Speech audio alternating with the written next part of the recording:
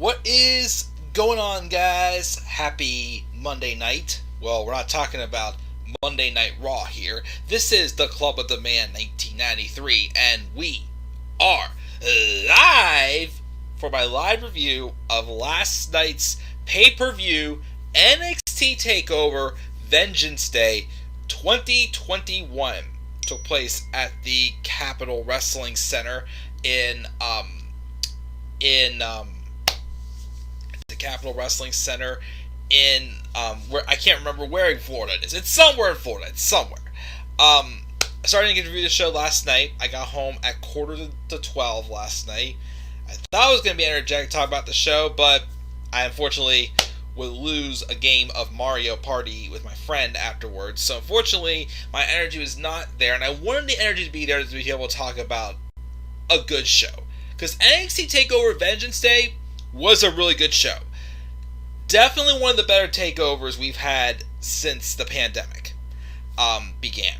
The time where NXT has probably been at its worst. You know, there's some new talents that they may have to focus on. We've talked about all this stuff how many times? I would say that, again, this may have been one of the strongest takeovers they've done since the pandemic. One of the strongest ones since TakeOver Portland, which was a year ago, last February, which was definitely, in my opinion, one of their best takeovers of all time. Maybe top 3. This one was pretty good. Better than the past couple we've gotten. Like, TakeOver 31 was solid. Same with War Games, but definitely two of the weaker ones. But this one I thought was better. We didn't get any title changes. We had a couple really good matches, though. And that ending. Just wait till we talk about that ending. So, let's roll through with it and talk about the show and see where we go from there. So, let's roll into it. Let's check the live chat first. See who we got here. We got Mark. What's up, Mark? I'm not too bad by myself. They should do Dakota Kai and Raquel Gonzalez title shot at WrestleMania. Maybe. They should do... Oh, I just read that. I guess this is the end of the Undisputed Era. Oh, it's not Undisputed. That pretty much was the end. What's up, Tyler? Mark thought it was one of the best takeovers ever. And who do you think is next to face Io Shirai? That will be interesting. Because getting to that, I mean, again, I don't watch too much wrestling outside WWE and AEW, but they did make a few good signings. And recently, Taya Valkyrie was one of them, so maybe Taya Valkyrie? Who knows? Ember Moon? Somebody else? I don't know. We'll see where they go with it. And Tyler's not going to watch Raw. That's fine. I'm not reviewing Raw tonight. I will recap it tomorrow. And I will hopefully have the next top 10 special for tomorrow also. Who knows? Maybe I'll be home tomorrow. I don't know. Again, with the bad weather they're calling for here, who knows if I'll make it into work tomorrow. Who knows? But as of now, I'm going to work, of course. But if some miraculous reason happens, I end up staying home tomorrow because of the bad weather, then maybe I'll just do one of the streams earlier. Who knows? But don't count on it. I plan on going to work tomorrow, of course. But let's roll in and talk about this show. We opened up with the Women's Dusty Rhodes Tag Team Classic Finals. It was the team of Ember Moon and Shotzi Blackheart taking on the team of Dakota Kai and Raquel Gonzalez. The winner not only wins the Women's Dusty Rhodes Tag Team Classic, but also gets a shot at the WWE Women's Tag Team Champions, currently held by Nia Jax and Shayna Baszler. So, again, I'm going to try to, not sound like a hypocrite, but I honestly was not that excited about this match.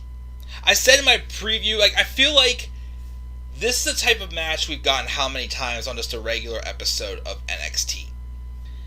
And to me, it was just nothing really was going to faze me about this match. I'll take that back and say that it was a really good match. All 4 of these women looked stellar. Some really good shots, some good moments. It was a very well done match. I did think that they're going to give it to Shotzi Blackheart and Ember Moon, because right now the women's tag champions are heels, and also because Shotzi Blackheart is getting a big push. Even though, let's step back though for 1 second. Shotzi Blackheart is really getting pushed a lot, but why are they not capitalizing on her? I know I said that I get that why people think she's a tad bit over pushed, but like, if they actually are going to give her this big spotlight again, why didn't they give her the win here? Instead, they went with Dakota Kai and Raquel Gonzalez, which I will now say, after seeing the victory, I see some more positives with Dakota Kai and Raquel Gonzalez winning this. One, they actually are a legitimate tag team, you can say, even though I still would have loved to have seen Dakota Kai and Tegan Nox get a run with the women's tag titles before they split them up. Even though, again, the heel turn by Dakota Kai has helped her drastically. Let's put it that way. But there is a little bit of a story to be told here with them doing Raquel Gonzalez and Dakota Kai versus Nia Jax and Shayna Baszler. Because, again, I have said from the beginning, one of the biggest disappointments I had was when Dakota Kai turned heel was that she never got her comeuppance on Shayna Baszler. That was a long awaited storyline we've all wanted to see. And yes, at first, like, okay, they're both heels now, though. But here's one of those weird situations where I feel like maybe a heel-on-heel match would work because there is history. Dakota Kai is much different than she was when she first came across Shayna Baszler. So now that Dakota's, gotten, had a fire lit in her, this is where I will give a little bit of an exception. I've been saying for a few weeks now, one thing that drives me nuts about the Nia Jax and Shayna Baszler tag team is the fact that, again, it does not make sense. These two hate each other. And the fact that they're still together just drives me crazy also, because Shayna Baszler is basically a stooge to Nia Jax, and basically she's being the one to protect Nia Jax when Nia Jax should be protecting Shayna Baszler. So even though it's heel on heel, I think the right move with this would be to have Dakota Kai pin Shayna Baszler and get that long-awaited, revenge and comeuppance playing into their history. When will they do the match? I don't know. Maybe a WrestleMania, maybe a Fastlane, maybe not till the next TakeOver or something. I don't know. Unless if they do, I got a slight inkling on Friday that I wouldn't be surprised if they did put the tag titles on Sasha and Bianca. Which, if that's the case, kind of might hurt, a little bit.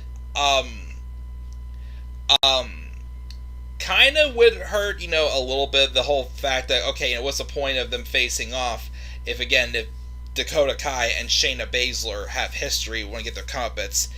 But I think it would be a good move.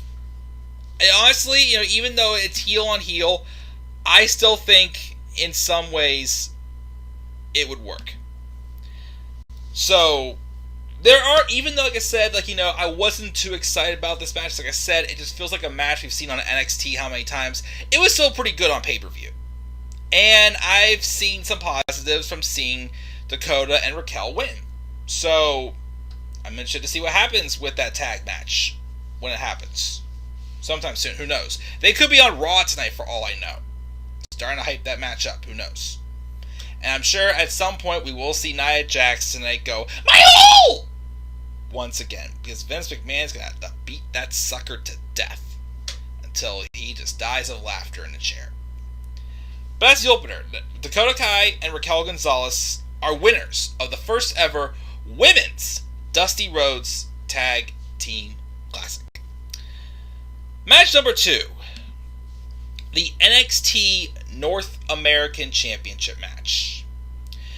Johnny Gargano versus Kushida. I'd say solid. Maybe they're the weakest match on the card. I don't know. This was good, but I felt it could be better. I mean, I did like, Kushida using, his submission maneuvers and really, putting Johnny Gargano to the test. Because there was several times they did make me think Johnny was going to tap out to Kushida. But of course, as I remembered, Johnny Gargano is like a man of 9 lives. Like, how many times did he kick out of Adam Cole's finishing maneuvers at NXT TakeOver New York in that 2 out of 3 falls match? So there was no way Kushida was going to easily get Johnny Gargano to tap out. But this is a match where I kind of threw in the towel a little bit. Like, you know what? I've been saying for the past year that NXT has turned way too many heel. But if there's someone I'm starting to feel could use a heel turn, it's Kushida. I just don't think he has much of a character. A lot of people say he doesn't do much for them. And I like the more aggressive side he had when he feuded with Velveteen Dream. But I feel like that's an aggressive side they had to kind of capitalize a little bit more and make him more like a villain, rather than whatever kind of babyface he is now. And also, to my surprise, Johnny won clean. Well, before the match started, we had The Way huddling around in the back. And as Johnny was coming out, Dexter Lumis, abducted Austin Theory. Like it or not, I'm pretty sure at the next TakeOver, or sooner, we're going to see Johnny Gargano take on Dexter Lumis. And with how big of a fan WWE seems of Dexter Lumis, even though I know a lot of people like Shotzi Blackheart, I know a lot of people who find Dexter Lumis a little bit overrated and overpushed, also miscasted, maybe. I think the plan is eventually to drop the North American Championship to Dexter Lumis.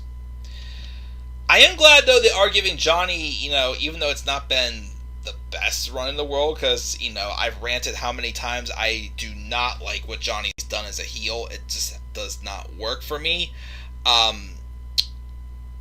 do like they actually have given Gargano a decent lengthy run so far. Because he won the title back in he won the title at Halloween Havoc, and he dropped it to Leon Ruff, won it back at TakeOver War Games in December, January, February. So, March, April, May, another month or two at least. Give Johnny at least a decent run. Okay, it's not going to be decent, but give him a little bit a lengthy run. At least we're finally getting that. But that's still not saying much. But the moment Johnny drops this belt, just turn him face again. Again, this heel character is just... it's dumb. It's done. It's not working for me. Quite frankly, the role should have been reversed, I felt. But yeah, Johnny, surprisingly, wins clean. Even though, again, like I said, it feels like Kushida's really starting to, feel very flat and lacking a character. I'll still give him credit that I thought that he had a good showing in this match. And there were some times where he really pushed Johnny Gargano to the limit. So, somewhat of credit there, but that's that match. Next match, though. Oh, boy. One of my favorite matches of the night. Maybe match of the night. Grizzled young veterans. Liverpool's number 1, Zach Gibson, and his partner, his protege, James Drake. Soon to be recognized as not yet. They took on MSK's Nash Carter and Wes Lee. Outstanding match. You know, one thing I love about almost have to call them the Revival. Well, maybe think the Revival, the Grizzled Young Veterans. They're an old school wrestling tag team. Like, they're basically the newest Revival in some ways of the tag team division. They're the newest Dash Wilder and Scott Dawson, of course now Cash Wheeler and Dax Harwood in AEW. They have like an old school style, but they actually, from what I've seen from their matches in the UK and of course in America so far, they can wrestle very well with any other style. Like, there's some styles that just their chemistry just don't mix. In this match, I thought it was pretty good. But MSK though, my gosh. So my pick from the beginning was the Grizzled Young Veterans. Like, okay, them being runners up the second year in a row would suck. But I'm not going to complain that MSK won. They are awesome. They're another... I'll say this right now. Don't you dare move them to the main roster either. Okay, I say that, but then there's guys like Gargano and Ciampa and Cole and a lot of other people who are just, I think, just like, don't really have much left to do in NXT that maybe they should, but geez, oh man, keep this team in NXT and keep them relevant as long as it is possible. These guys are amazing. They make me think of Ricochet as a tag team. Favorite part of the match by far still is that move they do when I think it's Nash Carter, who goes for like a moonsault or a shooting star press in mid-air. Wes Lee pushes him while he's in mid-air. And in this match, he did it. He pushed Nash Carter in mid-air, and he had to go over Zach Gibson, who was on his knees, and land the splash on James Drake.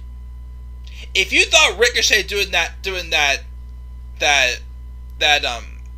flip over the top rope and landing like 2 feet away from Velveteen Dream was incredible, although remember, the Dream's got no memory of that. I don't know if he could top off that move right there. That is sick. That takes a lot of practice and a lot of talent. But they're a fun team. Easily, instantly, can just rule this tag team division. And the fact they won, I'm not going to complain. They're probably going to go on and probably immediately take the belts off of Lorcan and Burch. Let's face it, I love Oney Lorcan and Danny Burch, and I'm glad they got a shot with the tag titles. But what have they done? Like, have they even been on TV? When's the last time they even had a title match? You know, like, no offense, but it's like, what are they doing? And with how dead tag team wrestling is in WWE, on Raw, on SmackDown, and NXT, this may be the start of a revival a little bit with the tag titles. You know, we got them, we got Grizzled Young Veterans, we've got Imperium, who's trying to go full force, even though we did give them run of the titles last year. It was very lifeless, but, you know, again, don't knock them. This could be the start of reviving tag team wrestling again. This match right here, to me, right now, is my tag match of the year. Outstanding tag match. And even just so, a regular match of the year candidate. It was awesome. But, again, props to Nash. I mean, even the Grizzled Young Veterans still look good. But like I said, Nash Carter, Wes Lee, winners of the Men's Tag Team Classic for Dusty Rhodes Tag Team Classic this year. Again, they're awesome. I cannot wait to see what they do next and what moves they can come up with next. Again, like that freaking, oh my gosh, I still don't know how they do that. Moonsault in the air, pushing the other across the ring, and laying flat on the opponent like it's nothing. Again, awesome stuff. Awesome stuff. Awesome sauce, as you want to call it. But we'll take a quick breather right here and check the live chat. JR, what's up? He says he heard a rumor that Adam Cole's coming up to the main roster. Maybe not yet. We'll have to wait and see. Yep. We'll never stop being funny. Bring back the big gold belt and get rid of the Universal Championship. Yes. He doesn't think Fastlane is coming back. Fastlane actually is coming back in March. Although the Raw Elimination Chamber Go Home show is going to suck like the Raw Rumble show did.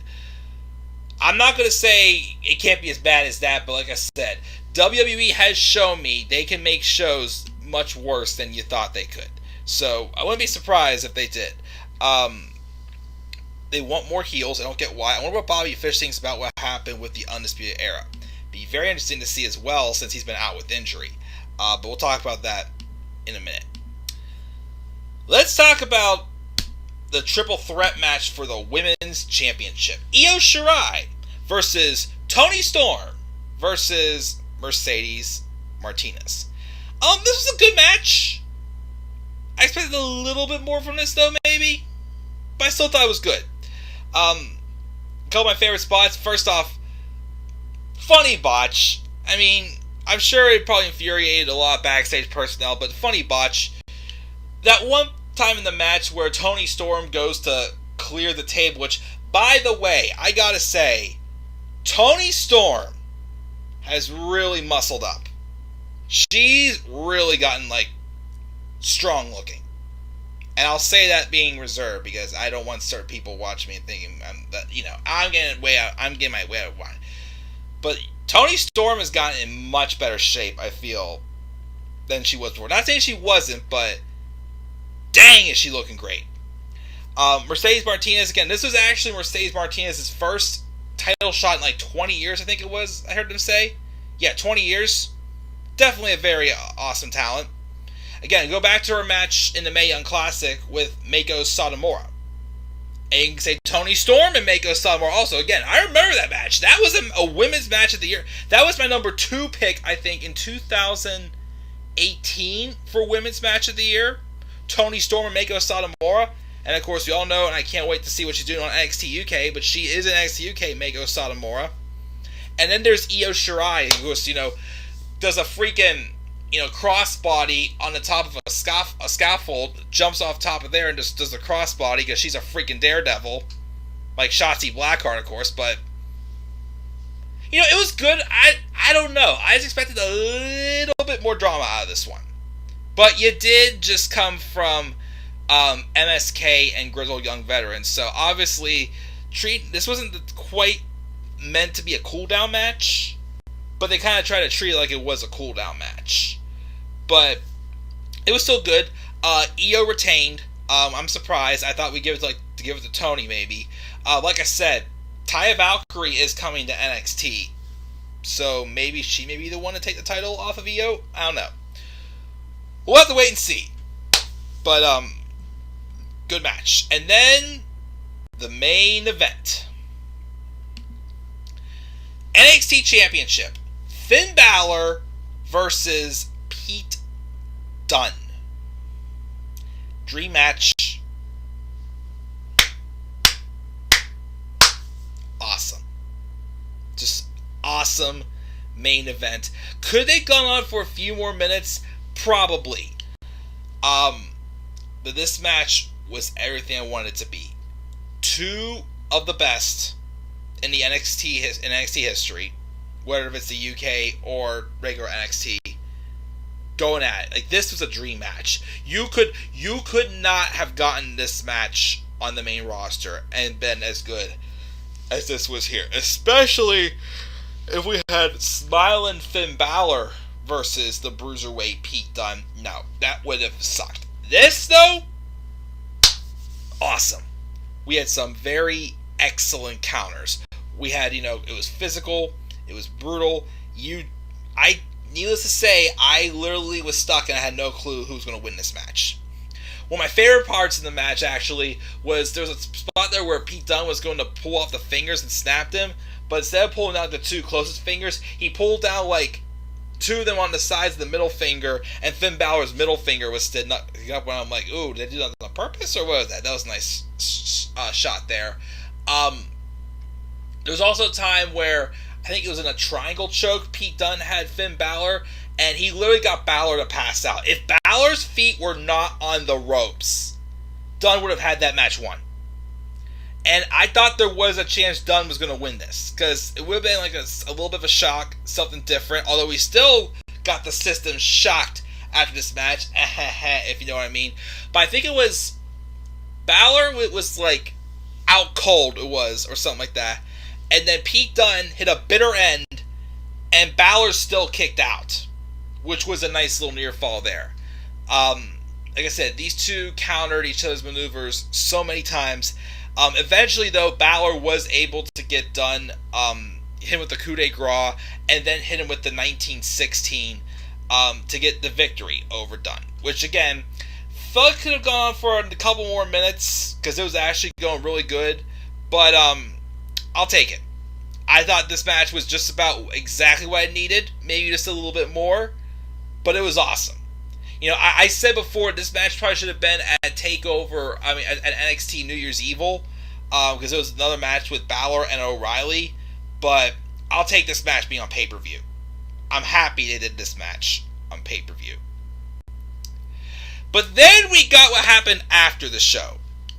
So after Balor won, Oney Lorcan and Danny Burch hit the ring, and then it was a 3-on-1 assault on Finn Balor. Out came Undisputed Era's Adam Cole, Kyle O'Reilly, and Roderick Strong. And they basically scared off Lorcan, Burch, and Dunne. And then they helped up Finn Balor. And I'm thinking, oh, they're going to turn on him. Like, I thought the whole era was going to turn on Balor. But then we see Kyle O'Reilly basically say, hey, man, you're the man. You're the champ. All respect, man. I got you here. And, you know, Roddy and Cole, Bay, seems like they're on the same page there. So, I'm thinking, is this Finn Balor joining the Undisputed Era? So, they pose, and, forget it there, something that I missed from NXT TakeOvers. When they show the graphic as the show's going to end, but you feel like this isn't it. You feel that this isn't it. And then BAM! Adam Cole super kicks Finn Balor right in the jaw, right in front of Kyle O'Reilly. Finn goes down. And then Kyle's like, what the heck, man? Like, I thought at first the whole Undisputed Era was going to turn heel again, I thought. You know, Kyle O'Reilly's had how many opportunities, and he might be frustrated. You know, Adam Cole wants to be back on top again. Roderick Strong, just because he wants to, you know, join Crew the Boys. But then Kyle's like, no, it's like, what the heck, man? What was up with that? And they were arguing back and forth. And Roddy's trying to cool some heads between. But Roddy's like the third wheel, like, not sure what to do. And then as tensions flare up more, BAM! Adam Cole fires a second super kick to Kyle O'Reilly. Not showing any remorse, exits the ring as both Balor and O'Reilly lay flat on their backs, and Roderick Strong's like, what the heck, what do I do? Like, what do I do? So, I think we just saw the undisputed end to the Undisputed Era. Wow. Remember in my TakeOver 31 preview predictions when I said that one of the best things they can do is make the next big baby face with Kyle O'Reilly and have it lead to a match with Kyle O'Reilly and Adam Cole? We're on that road now. I don't know if maybe next will be a triple threat match, because I'll be quite frankly, I don't want to see Finn Balor face either Adam Cole or Kyle O'Reilly one-on-one again. I've seen him and Kyle multiple times already. Good matches, but they've done their business one-on-one. I've already seen Adam Cole and Finn Balor twice. The matches were good, but not as good as I had hoped for them to be. So I'm guessing a triple threat. Maybe a triple threat. I've heard rumors maybe Balor and Cross at Mania. What if we do Balor, Cole, and O'Reilly at Mania? We have Kyle O'Reilly win by pinning Finn Balor. And then we have Adam Cole and Kyle O'Reilly for the NXT Championship. That to me right now is the next big money match on my list. Adam Cole versus Kyle O'Reilly. You can get the title involved in that feud. You don't have to. But either way, the title involved in the feud is not going to make this obvious, I feel. What a very, very shocking of the system.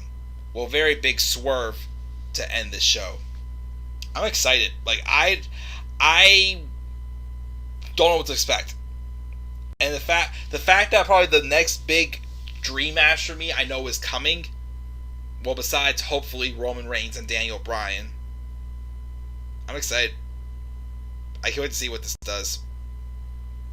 So, yeah, that's how the show went off the air. Adam Cole turns heel, super kicks Finn Balor and Kyle O'Reilly, pretty much putting an end to the Undisputed Era. And that is undisputed. And with that being said, guys, that's going to do it for this video. That's going to do it for my review. I thought NXT TakeOver Vengeance Day was a great show. One of the better takeovers we've had in a while. I'll give it a B+. A B+ for this takeover. Let's check the live chat before we go off the air here. I wonder what Bobby Fish thinks. Oh, I read that. Mark gave TakeOver an A. Eli Drake from Impact Wrestling on the kickoff show. He signed WWE. Yep, as LA Knight. And what do you think of Eli Drake, WWE name? I think it's lame. Again, I don't know much about Eli Drake, but I do think LA Knight, it's kind of lame. Yeah, I agree. I don't know. Whatever. But we'll see what he does. And, of course, the Taya Valkyrie and several other new names that they have just signed as well. Really stacking up the roster, definitely. I can't put it into the underspeed there because Roderick Strong stayed with him and beat down without them. Cool. Not sure what you meant, but probably a lot correct, but whatever. Alright, but thank you guys for seeing yourself in the live chat again. B+ for NXT TakeOver Vengeance Day. And we'll see, of course, where we go, of course, with the NXT title picture as Adam Cole again turns on Finn Balor and Kyle O'Reilly. We'll see where it goes from there. So probably, maybe before I go to bed, I'll at least do the turn alerts. And then I will review Raw tomorrow. Hopefully also do my next top 10 special. I might work on it tonight while I'm watching Raw. We'll see. But yeah, so make sure you guys leave your thoughts down in the comments section below. And be sure as always to slap a like on the video and subscribe for more content on my channel. Follow me on Twitter at DemandAirboy93. Until then, guys, I'm checking out. Have a great rest of your night. I'll see you all later. And hopefully this is a sign also for NXT starting to get back on track as well. Especially that ending. That was pretty darn cool. That's going to do it, guys. I'm checking out. I'll see you all later. Have a great rest of your Monday night. Stay safe out there as well with the bad weather. Peace out, everybody.